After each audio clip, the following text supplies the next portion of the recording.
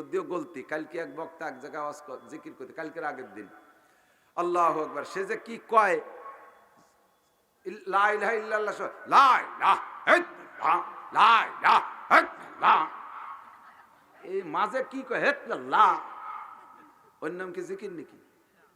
এরপরে আল্লাহ আল্লাহ জিকির করতেছে। আল্লাহর সময় মাঝে মাঝে আল্লাহ বোঝা যায়, মাঝে মাঝে আব্বা বোঝা যায়।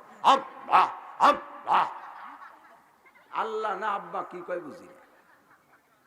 এরপরে সুবহানাল্লাহ আলহামদুলিল্লাহ আল্লাহু আকবারের জিকির যখন করে তখন কয় সুবহানাল্লাহ, সুবহানাল্লাহ, সুবহা কয় থেকে যে খানিক পরে নাল্লাহ কয়। আলহামদুলিল্লাহ যখন জড়াই জড়াই মানে আড্ডা হইলে জিকির হতে, তখন জিকির হলে এইভাবে করতে হয়। হ্যাঁ, আলহামদুলিল্লাহ, আলহামদুলিল্লাহ, আলহামবা কি আর দুলিল্লাহ কি? এরবারে আল্লাহু আকবার কওয়ার সময় যা কয় আল্লাহ আকবার, আল্লাহ আকবার, আল্লাহ ফেরেশতা পাঠায় দেবে মসজিদে, যে কয় ফক ফক করে, যে কয়টা করে জুতোই দেবে আকবার আকবার। আর বিভিন্ন বাবার দরবারে জিকির তো ওই যে বাবু ব্যাং ডাহার মতো আউমাউ ঘামতি তালে থাকে। একটু পরিষ্কার একবার পড়বেন শুদ্ধ করে, লা ইলাহা ইল্লাল্লাহ, লা ইলাহা ইল্লাল্লাহ, সুবহানাল্লাহ, বলেন সুবহানাল্লাহ, সুবহানাল্লাহ, আলহামদুলিল্লাহ, আলহামদুলিল্লাহ, আলহামদুলিল্লাহ, আল্লাহু আকবার, আল্লাহু আকবার, আল্লাহু আকবার, ওয়ালিল্লাহিল হামদ। সব প্রশংসা কার? আল্লাহকে যদি ভোট দেই আমার লাভ, আমি যা চাইবো তাই দেবে। আল্লাহ ওয়াদা করেছেন কলেমা লা ইলাহা ইল্লাল্লাহর ভোটের দ্বারা মানুষ ইমানদার হয়। কতক্ষণ? হিন্দুরে মুসলমান বানাইতে কি পড়া লাগে? লা ইলাহা। খ্রিস্টানরে মুসলমান বানাইতে কি লাগে? লা ইলাহা। কাফেররে মুসলমান বানাইতে লা ইলাহা ইল্লাল্লাহ। আমিও যতদিন লাবালেক ছিলাম, নাবালেক ছিলাম, অতদিনের লা ইলাহা ইল্লাল্লাহর কোনো ভ্যালু নাই। এদিক এই ছোট ছোট 6-8 বছরে পোলা বাংলা লা ইলাহা ইল্লাল্লাহ পড়ে, এদের কোনো খাতা তৈরি হয়নি, দপ্তর হয়নি এখনো। ওদের জিকির ফিকির ওদের খাতায় লেখে না, ওরা যা পড়ে ওইটা লেখা হয়ে যায় ওদের আব্বা আমার আমল নামায়। কোন সুবহানাল্লাহ। এদের যা পড়াপড়ি জিকির ফিকির তিলাওয়াত নাবালেক পোলাপানদের, ওদের কোনো খাতা তৈরি হয়নি, দপ্তর হয়নি, মুনকার নাকির ওদের নামে আসে নাই, কিরামান কাতিবিন আসে নাই, ওদের নামে কিরামান কাতিবিন আসে নাই। ওরা যা আমল করবে সব ওর আব্বা মা পাবে। এবার সাবালেগ হওয়ার পরেতে ওদের নামে দপ্তর, অফিস, মোহরি টোহরি সব রেডি হলো সাবালেগ হওয়ার পরেতে।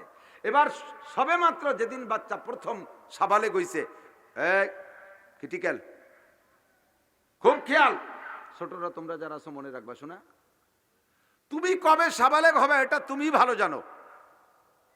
প্রথম যেদিন একের থেকে নিয়ে জন্মের থেকে নিয়ে 13 বছর পর্যন্ত নাবালেগ, এই 13 বছরের জিকির ফিকির তিলাওয়াত তার খাতায় লেখে নাই, ওরে মুসলমানের খাতায় নাম লেখে নাই, কারণ নাবালেগ এর সময় তার কোনো শরীয়ত আসে নাই। 13 বছর পরে 13 বছর পুরিয়ে হঠাৎ করে এক রাত্রে তার পরিবর্তন হয়ে গেছে, এক রাত্রে তার পরিবর্তন হয়ে গেছে, সাবালেগ হয়েছে। যে রাত্রে পরিবর্তন হয়েছে ওই রাত্রের পরের দিন সকালবেলা তাকে কলেমা প্রথম পড়ে মুসলমানের খাতায় নাম লেখা দিয়ে হবে।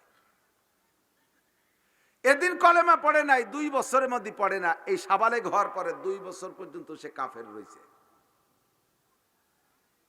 খেয়াল করেন নাই মনে বাড়ি কায়দা, বুঝতে পারছেন আমি কি কইছি? 1 থেকে 13 বছর বয়স পর্যন্ত সে নাবালেগ, এর নামে কোনো খাতা নাই। 13 বছর পুরিয়ে যেদিন সে সাবালেগ হয়েছে, যে মুহূর্তে রাতে হোক দিনে হোক বা যে টাইমটা তাকে সাবালেগের খাতায় নাম লেখছে, এই টাইমটার পরে সাথে সাথে তাকে কলেমা পড়িয়ে এখন সাবালেগ হয়েছে, তার নামে দপ্তর তৈরি হয়েছে, মুনকার নাকির আসছে, তার নামে খাতায় খাতায় তাকে লেখাইতে হবে লা ইলাহা ইল্লাল্লাহ মুহাম্মাদুর রাসূলুল্লাহ। এখন তারে মুসলমান হতে হবে, এখন তার জন্য দপ্তর তৈরি হয়েছে।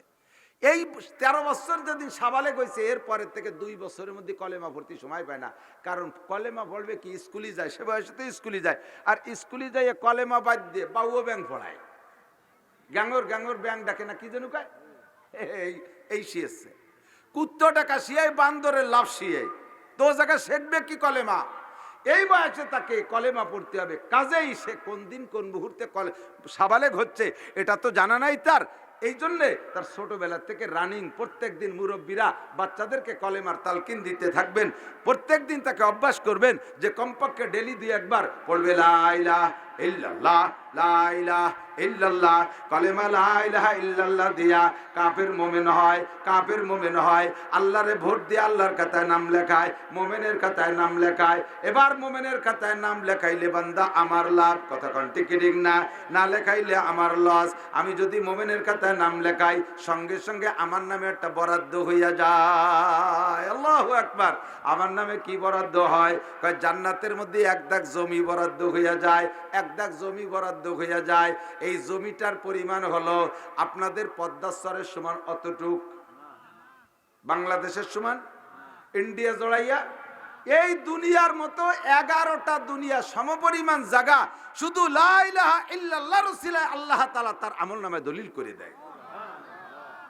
এবার এই জমিটা কিন্তু ফাঁকা, ওর মধ্যে কোনো গাছপালা নাই, পাক এর চর। ওই যে আমাকে দক্ষিণবঙ্গে বঙ্গোপসাগরে বিরাট একটা চর জাগছে, 37,000 বর্গ মাইল। কোন সুবহানাল্লাহ। এটা আমাদের বাংলাদেশের জন্য জাগছে 37,000 বর্গ মাইল, মানে প্রায় আর মানে বাংলাদেশের 2/3 সমপরিমাণ একটা চর জাগছে আমাদের জন্য। ওতে ওর ভিতরে গাছপালা, দালান কোটা,